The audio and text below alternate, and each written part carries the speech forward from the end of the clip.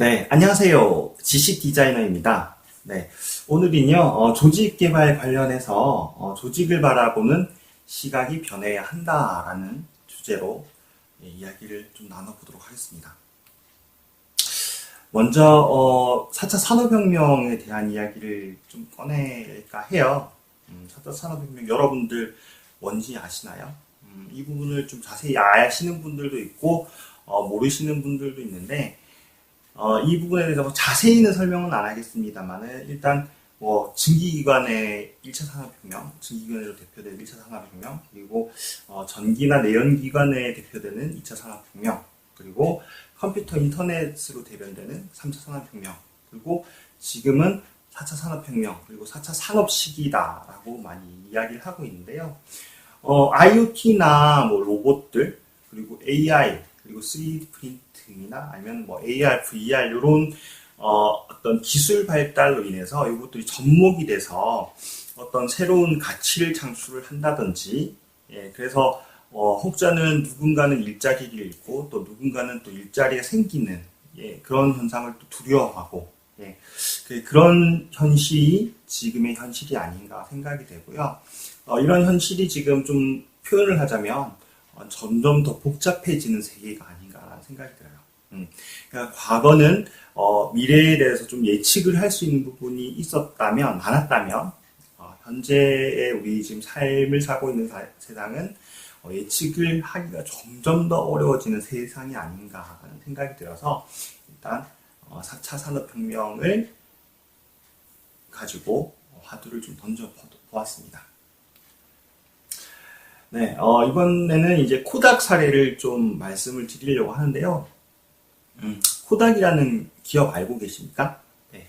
코닥이라는 회사는요, 원래 필름 카메라로 유명했고, 거기에서 많은 수익을 냈던 그런 회사인데, 디지털 카메라가 등장을 하면서 아주 급락을 해서, 지금은 다시 재기를 한다는 이야기가 있긴 하지만, 그래도 그 필름 카메라에서 디지털 카메라에 전환을 하지 못해서 아주 고전을 하고 있는 그런 회사라고 할 수 있습니다. 그래서 이게 이 과거의 어떤 성공이 미래의 성공으로는 꼭 이어지는 것만 아니다라는 이야기를 좀 하고 싶고요. 이 코닥이라는 회사 자체는 아시다시피 아시는 분들도 계시다시피 원래는 디지털 카메라도 만들었다고 해요. 만들었는데 그래도 계속 필름 카메라들이 잘 나가다 보니까 이거 우선 안 해도 될 것 같아. 우선 필름 카메라 잘 나가는데 이러면서 그 디지털 카메라 자체를 다시 폐기를 했다고 합니다. 그 정도로 이제 과거의 어떤 그 성공에 너무 집착했던 회사. 그래서 그 집착 때문에 아주 좀 많이 하향의 길을 걸었던 그런 회사라고 좀 생각이 되고요. 네, 이런 우리 복잡해지는 그런 세상들을 살고 있는데 여기 뉴스들을 좀 가져왔습니다. 여기 보면 삼성전자 AI 아이디어 발굴에 전 직원이 나서, 그리고 구글 네스트 구글의 수건 사업 B2B 인공지능으로 활로 뚫는다. AI 일자리 뺐을 만큼 새 일자리 만든다. 이런 뉴스들이 나와 있죠. 그래서 많은 기업들이 이런 점점 복잡해지는 그런 세계에 대응하기 위해서 많은 노력을 하고 있다. 이런 기사에서도 좀 알 수 있지 않나 싶어요. 네, 그러면 우리 조직 변화를 하는 데 있어서 과연 오래되고 큰 회사, 그리고 젊고 작은 회사, 어떤 게 쉬울까요? 다시 한번 정리해보면 오래되고 큰 회사가 있고 그 다음에 젊고 작은 회사가 있습니다. 근데 조직 변화를 좀 하려고 해요. 하려고 하는데 어떤 회사가 좀 더 쉬울까? 단순히 생각을 하기는요, 제 생각은 좀 오래되고 큰 회사가 좀 어렵지 않을까. 되려 이제 젊고 작은 회사가 좀 쉽지 않을까라는 생각을 해봅니다. 왜 그럴까요? 오래되고 큰 회사 같은 경우에는 정말로 이게 그 사업을 했던 그 기간이 오래됐죠. 그러다 보니까 그들의 문화라고 할까요? 내재되어 있는 것들이 너무 두껍게 쌓여 있을 수가 있을 것 같아요. 반면에 젊고 작은 회사 같은 경우에는 이제 생긴 지가 얼마 안 됐기 때문에 그들이 이제 원하는 방향을 제때제때, 그리고 규모도 작잖아요.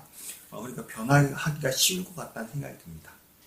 네, 여러분들은 어떠신가요? 네, 제 생각은 일단 그렇긴 한데요.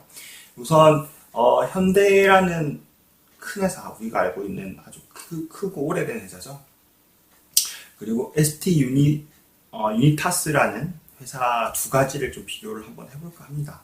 네, ST 유니타스라는 회사 혹시 알고 계신가요? 네. 이 회사는요, 교육과 관련된 어떤 솔루션을 제공하고, 예, 특히 유명한 브랜드가 공단기, 영단기라는 그런 그 브랜드를 가지고 있는 그걸로 유명한 회사입니다. 네, 제가 뭐 홍보를 하려고 하는 건 아니고요. 그래서 제가 생각하기에는 요 큰 회사, 크고 오래된 회사인 현대와 ST 유니타스라는 지금 현재 작지는 않습니다만 좀 작고 그 기간이 짧게 된 회사를 한번 비교를 해볼 거예요. 그리고 아까 말씀드렸던 대로 현대가 좀 변화하는 데는 좀 어려울 것 같고 ST 유니타스는 좀 쉬울 것 같다고 좀 생각을 해볼 수도 있을 것 같긴 한데요. 자, 그래서 ST 유니타스에 대해서 조금 더 설명을 드리면 요 그림이 홈페이지에 있는 그림입니다. 홈페이지에 있는 그림인데 이렇게 스케이트보드를 타는 그 사람이 이렇게 등장해요. 홈페이지 메인 이미지에 등장합니다.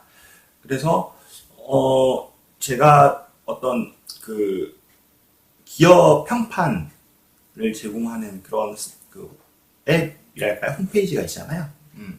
거기서 한번 이렇게 확인을 해보니까 정말 이 ST 유니타스라는 회사 내에서는 그 직원들이 이런 스케이트보드를 타고 이렇게 다닌다고 합니다. 그 정도로 아주 수평적인 문화와 현재 젊은 문화가 있는 그런 회사인 것 같아요. 네. 그리고 여기 지금 보시면 ST 유니타스는 2010년에 4명 남짓한 구성원이 모여서 온라인 교육 사업을 시작을 했다고 하고요. 6년 만에 1200여 명으로 인원이 늘었다고 해요.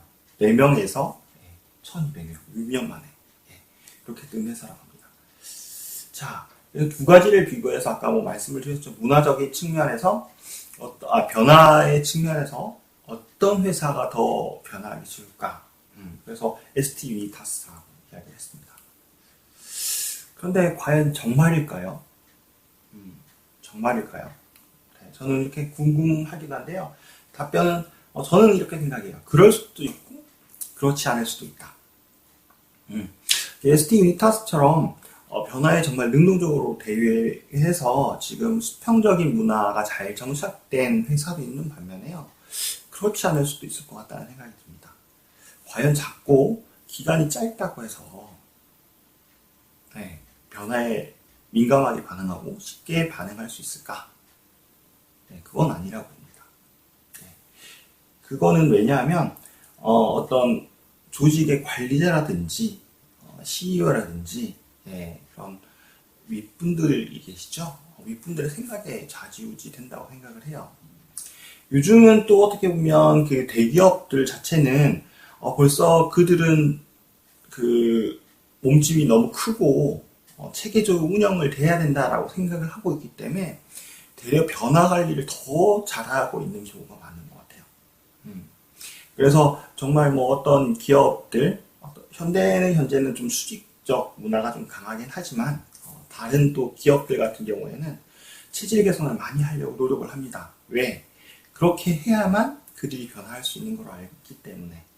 그래서 뭐 변화 관리를 한다든지 거기에 대한 노력들을 따로 하고 있는 반면에 예를 들어 작은 기업들 같은 경우에는 관리자분들이나 그 대표분들이 그런 생각을 하고 있는 회사도 있는 것 같아요. 그래. 우리 회사들에 있는 그 속속들이 그런 어떤 그런 현상들은 내가 다 잘 알지 뭐 몇 명 안 되는데 뭐 이런 생각들을 많이 하고 계시는 것 같습니다. 그래서 되려 변화 관리 같은 거는 뭐 생각도 하지도 않고 내가 모든 걸 안다 내가 회사의 모든 뭐 분위기나 이런 걸 내가 주도할 수 있고, 속속들이 이렇게 캐치해 나갈 수 있다, 캐치할 수 있다, 뭐 이런 생각들을 많이 해가는 것 같아요. 그래서 되려 변화를 못하는 경우가 생기는 것 같습니다. 혹시 제 말에 동의를 좀 하시는지 모르겠어요. 네. 그래서 조직 변화는 노력 여하에 좀 달렸다라고 생각이 좀 되고요. 네, 그래서 개인 혹은 일부 집단이 모든 것을 관찰하고 이해할 수 없다라는 것을 인정하는 것이 중요한 것 같습니다.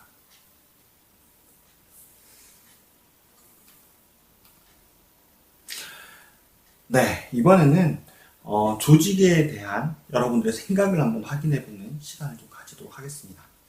네, 여러분들은요, 조직을 기계장치라고 생각을 하세요? 아니면 유기체라고 생각을 하세요?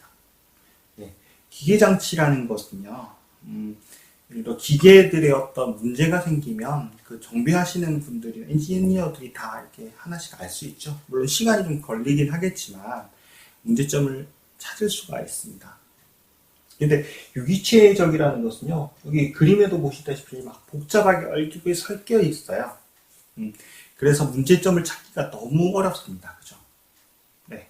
그래서 조직을 보는 기계적 관점, 유기체적 관점. 네. 여러분들 어떤 쪽이라고 생각을 하십니까? 네. 앞서 제가 잠시 힌트를 좀 드린 것 같긴 한데요. 네. 과거에는 이런 기계적 관점이 좀 많이 우세했던 것 같아요. 네. 왜냐하면 환경도, 그런 외부 환경 자체도 좀 그나마 좀 현재 대비해서 많이 좀 간단했고 예측도 가능했고요. 그래서 이런 기계적 장치 형태의 그 조직을 갖다가 그 어떤 매니저나 관리자나 아니면 그 CEO가 이렇게 컨트롤해서 충분히 조작을 해서 관리할 수 있다라는 그런 측면에 조직적 관점이 강했던 반면에 지금 앞서 말했듯이 복잡한 그런 세계잖아요. 네, 그 여러 가지 환경들이 복잡해지고 있잖아요. 그렇기 때문에 유기체적인 이런 그 관점에 조직 관점이 많이 차지하지 않을까. 현재도 지금 그렇지 않을까라는 생각을 합니다. 그럼 이렇게 복잡한 유기체적인 그런 조직 어떻게 관리해야 될까요? 네, 저는 한 두 가지 정도로 생각을 하고 싶은데요. 이제는 더 이상 어떤 관리자나 CEO가 이것을 그들의 물론 어떤 목표를 지향하는 바를 이렇게 알려줄 수는 있겠지만 어떤 조작을 해서 우리 그 구성원들을 이렇게 내가 원하는 대로 뭐 어떻게 컨트롤해서 그렇게 해서 성과를 이루는 데는 이미 지난 것 같아요. 유기적이기 때문에 그래서 크게는 제가 제안을 드리고 싶은 방법은 직원들을 몰입시키는 방법이 있을 것 같고요. 그 다음에 문화적으로 그 몰입을 시키기 위해서 문화적인 바탕을 만들어주는 좀 방법. 그래서 그럼 우리 이런 복잡한 세계관, 복잡한 그런 환경 속에서 어떻게 좀 일을 해야 될까? 그럼 어떻게 해야 될까? 하는 좀 인사이트를 주는 좀 이야기를 해보도록 하겠습니다. 제가 준비를 한 부분은요, 칸이라는 학자가 정의한 거예요. 여기 보면 헌신이라고 맨 마지막. 네. 헌신. 그러니까 흔히들 말하죠. 그 직원들이 사장인 듯 일할 수 있는 그런 거. 사장님들 그러시잖아요. 직원들이 내 직원들이 정말 자기 회사인 것처럼 믿어줬으면 그런 이야기 하시잖아요. 그래서 그런 헌신이라는 것을 하기 위해서는 세 가지 요소가 필요하다고 했습니다. 의미성과 안정감과 가용성이라고 했어요.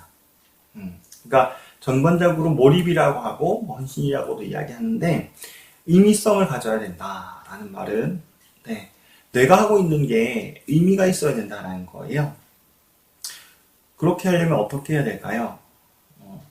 직원들이 하고 있는 게 이게 왜 해야 되는지를 알려줘야 되고 여기서 느끼는 보람도 느낄 수 있도록 해줘야 되고 뭐 이런 활동들을 할 수 있도록 그렇게 배려를 해줘야 됩니다. 그렇게 만들어줘야 돼요. 그리고 안정감. 안정감이라는 것은요, 몰입을 하려면, 마음이 좀 편안해야 된다라는 거예요. 그리고 가용성이라는 거. 가용성이라는 건 다시 말해서 실현 가능하다라는 거죠. 내가 일을 했는데, 이게 쓸모가 있네. 그리고 내가 실현 가능하네. 예, 이런 것을 느끼게 해줘야 된다는 겁니다. 이거는 일측면이기도 하고요. 학습적인 측면이기도 해요. 다시 한번 좀 정리해 볼게요. 의미성이라는 것은 내가 하는 일 아니면 내가 하는 공부가 학습하는 것이 뭔가 득이 된다, 뭔가 의미가 있다, 이것을 함으로 해서 뭔가 내게 얻어지는 거에 있다라고 하면 몰입을 하게 된다는 거고, 안정감이라는 것은 그런 거예요. 일의 측면에서 좀 보자면 금전적인 것도 안정한 부분이겠죠. 내가 이 조직에 몸담고 있고, 예를 들면 계약직이 아니라 정규직으로 있으면서 회사에서 나름대로 어떤 구성원으로서 그런 안정감을 느끼는 것도 하나의 안정감일 수 있고요. 그리고 교육적인 측면, 학습적인 측면에서는 학습에 대한 시간을 배려해주는 부분도 안정감이라고 할 수 있습니다. 뭐냐면요, 가령 그런 게 있어요. 여러 직원들이 있는데, 회사에서는 나름대로 그냥 교육을 해, 이렇게 이야기가 왔어요.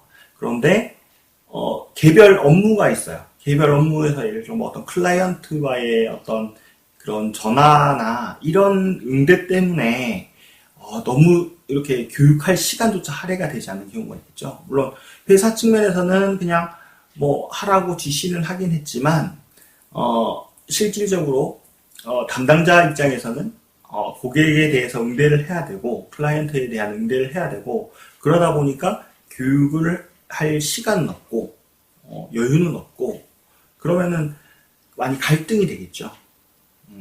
그러면 안정감이 상대적으로 많이 떨어지는 상황이 될 겁니다. 네, 그래서 그런 안정감을 줘야 된다는 부분이고요. 가용성이라는 부분은 실현 가능하게 만들어줘야 된다. 네. 그러니까 말 그대로 그런 거죠. 요즘에도 그런 일이 있는지는 잘 모르겠지만, 그 부하 직원의 어떤 성과를 리더가 가로챈다는 게 있을 수도 있을 거고요. 그러면 가용성이 떨어지는, 실현 가능성이 떨어지는 게 있을 수도 있고, 아니면은 어떤 부하 직원의 아이디어를 묵살하는 경우도 생길 수가 있겠죠. 네. 이런 일이 있는데 한번 의견을 내봐, 이렇게 이야기를 했는데, 부하 직원들한테 의견을 한번 내보라고 이야기를 했는데, 의견을 막 이렇게 냈더니 실현이 전혀 안 되는 거예요. 물론 옳다고 하는 의견이면 실현 그거는 중간에서 이렇게 좀 제재를 가할 수는 있겠지만, 그 실현이 계속 안 되는 거죠. 이 사람이 해도, 부하 직원 해도 안 되고 저 사람이 해도 안 되고, 어떤 리더의 성향에 따라서 그런 경우에는 몰입을 하지 않게 된다 하는 겁니다. 네, 좀 정리가 되셨나요? 그래서 실질적인 사례를 좀 준비를 했습니다. 그래서 구글 잘 아시죠? 구글이라는 회사에서 연구를 했어요. 우리 회사에서 이런 성공을 하게 된 그런 요소들이 뭔가를 좀 찾아보니까 이렇게 5가지가 나왔습니다. 예, 5가지가 나왔는데 그 중에서 이렇게 매칭이 돼요. 우리 몰입이라는 거와 그 심리적인 안정감이라는 안정감도 있고요. 그 다음에 이제 의미성도 있죠. 그리고 가용성과 관련된 이런 식으로 매칭이 되더라는 거예요. 네. 그래서 이게 과연 이론으로 끝나는 게 아니라 이렇게 진짜 실질적으로도 이런 부분이 중요하구나라는 그런 생각을 해보죠.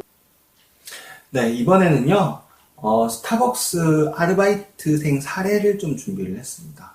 네, 이 사례는요, 스타벅스 전체에 대한 이야기는 사실 아니고요, 한 체인점에 대한 이야기입니다.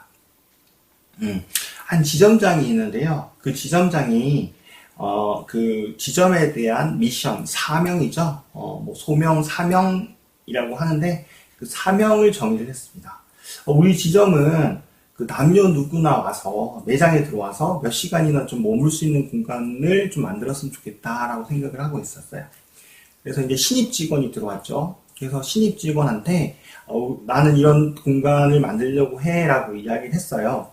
그랬더니 이 신입 직원이 다양한 인사법을 시도하고 그리고 단골 고객 이름과 그런 선호 음료를 또 기억하는 노력들을 했대요. 노력들을 하고 그 높은 그 고객 서비스를 제공하게 됐다 이런 이야기입니다. 근데 여기 이제 요 중간에 이렇게 이제 그 직원이 이런 노력들을 하게 된 계기가 뭐 이런 즐거움이나 뭐 의미나 성장하는 그런 느낌을 가졌다라고 해요. 근데 이거 보면 이렇게 단편적으로 보면 누구나 어느 회사나 이렇게 사명 이런 거 미션 정하는 거 아닌가요? 네, 라고 생각을 할 수도 있겠죠, 그죠? 근데 이제 여기서 좀 차이가 납니다. 예를 들어 이 지점장이 노력을 했던 부분은요, 직원이 실험하고 그리고 배울 수 있는 시간하고 그리고 공간을 좀 제공하고 지지를 해줬다라는 점이 좀 차이가 있어요. 그리고 성과를 낸다라는 게 무엇인지 명확하게 설명을 해줬다라는 거죠.